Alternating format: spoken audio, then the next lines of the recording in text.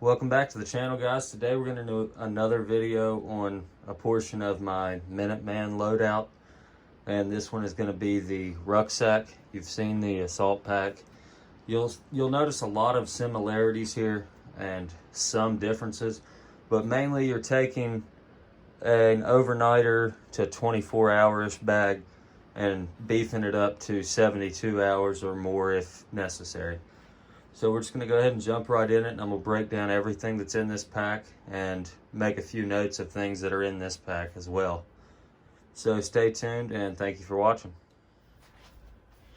First thing we've got here on the back is the hydration bladder that's ran out of the pack itself so that you can drink hands-free more easily. 3 liters in here, and that is the only thing in that pouch. That may change. If so, I will keep you updated. But then right here before the carry handle, you've got a zippered pouch right here. Currently nothing in there. That would be a good place to keep some extra water purification tablets, being that it's so close to the hydration bladder. Moving on to the left side, if the pack is on your back,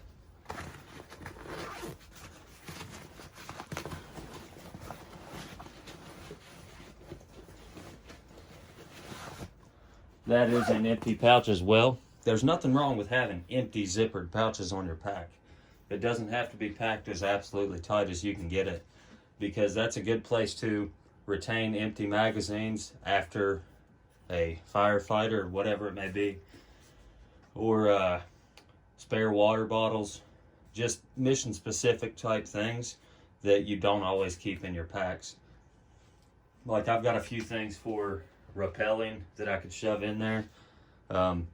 Be a good place to stick a bandolier of shotgun ammo for your breaching gun if you have one, if you see the need to have one. Moving to the opposite side, zippered pouch on the outside. Got a good pair of work gloves. These are not for shooting. You've seen it in one of my other videos. I've ran into problems using these as shooting gloves. They're just too thick in my opinion, but they're good for work gloves. Also in that pouch, folding saw with a fire cord lanyard, orange so you don't lose it. Baco Laplander because that's quality shit.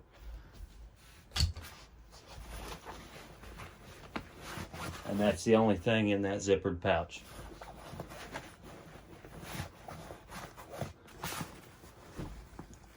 Okay, turning around to the outside, you've got another small zippered pouch. And here you've got eating utensils, pretty handy, although I'd like to upgrade those at some point. Spare can of dip, because that's my thing. Then a zippered pouch of spare ear protection, because I find that crucially important. You'll see that in all of my kits. It's a redundancy that you will see throughout just about every piece of my kit. You don't have to do it, but I find it necessary, so do with that what you will. Moving down here, there's a pouch in the front. And here I've got a boonie with a mosquito head net. I keep this mosquito head net under the lanyard because it keeps it in place until you pull it out. Roll of toilet paper because that's also important. Write in the rain notepad. Sam splint.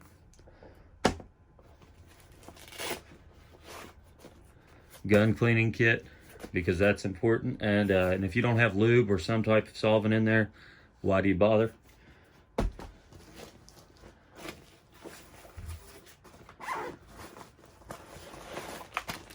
My water filtration pouch. I've got a Silcock key, cotton bandana, and 2 Sawyer Mini pouches. Sawyer Mini straw right here, and the Sawyer Mini itself, because this is a lot of water for you.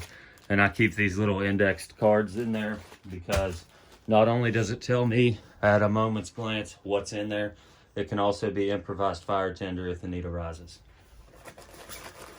Got a hydration kit. You've seen this in my traveling Minuteman preparedness kit.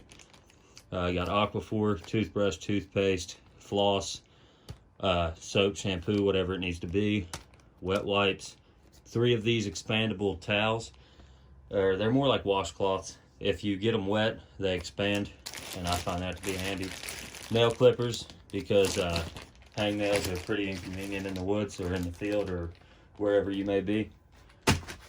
See, my shit doesn't just sit in a closet, so if the phrasing of something doesn't sit right with you, then shove it up your ass. I use my stuff. Got a watch cap made by MTAC. Cheap and effective. I used it all winter last year. And then that brings us to right here. You undo your buckles, and then you've got this pouch here. I usually keep a double rifle magazine pouch right there with 2 full magazines. Took it out to shoot last weekend, forgot to put it back. But that's just a way to keep 2 extra AR-15 magazines, and I used to keep it on the outside of my pack here in the front on that molly, but it became inconvenient storing it. It just makes the pack so much fatter, so I keep it between there. Moving into our big pouch, I'm going to lay some stuff out here and get it a little more straightened up, and I'll pick you guys back up. Okay, next up on the inside, you've got these mesh pockets here on the sides, and in the top one, I've got a little vacuum sealed medical kit with just a bunch of boo-boo stuff, and then a roll of duct tape for those just pesky little cuts that you don't want dirt and shit in. And then next pouch down, you've got the shelter kit, and I keep everything inside of the tarp bag. You can see a video of what all's in here already up on the channel. Check that out if you'd like. I'm not going to go over it again. A 1-quart canteen full of water. Might not taste that great if you don't cycle it out that often, but you'll be happy you have it if you need something to drink. Highway road map for my state. Calories here. Calories here. More calories here. Because food is very important. That's the fuel for your body. But you already know that. But that's everything in the pack. Move it out of the way and break out the stuff sack. It is orange, so it's not like high speed sneaky shit, but it is there. And then here you've got underwear, you got socks, you got a cotton bandana in there somewhere with a lighter wrapped up in it. Another can of dip. You'll see the paracord down in there. Pants, top, neck gaiter, cover up your face if you need to. I'm not going to break that whole thing out unless somebody asks me to. And then on top you saw the fire kit. Everything you need. Got a ferro rod, got 2 lighters, got matches, tinder here, more tinder behind these in these little pouches, more tinder on that note card if it needs to be. But that should give you a pretty good idea of what all I'm rocking with. I pulled the poncho liner out of the pack when I changed videos so that I could get this stuff straightened up a little bit. But if you found this helpful, like, comment, subscribe.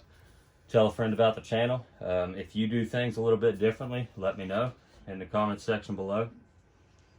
I did forget to mention, if I'm ditching the Rush 12 and taking the Rush 72, I will break out the bandolier from this pack and put it in that pack, because that gives me 6 more rifle magazines.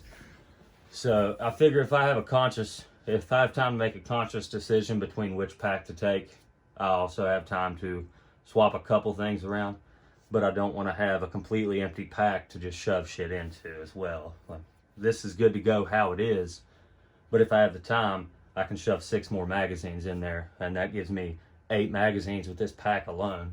Grab a carbine that should already have a magazine in it, that's 9 magazines. That's sufficient for initial contact, in my opinion. But if you have different opinion, like I said, drop it in the comments section below. I'm Coyote. Thank you for watching.